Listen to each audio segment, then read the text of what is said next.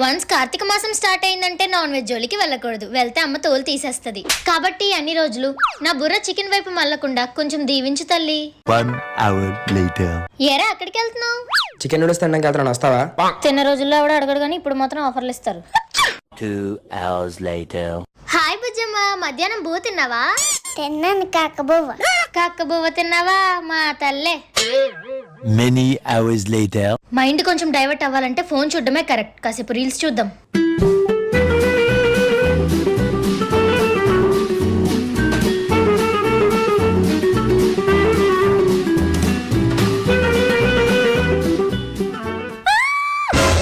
ఏవైతే వినకూడదో అవే వినిపిస్తున్నాయి, ఏవైతే చూడకూడదో అవే కనిపిస్తున్నాయి. తినకూడని రోజుల్లోనే అన్ని ఇలా జరుగుతున్నాయి.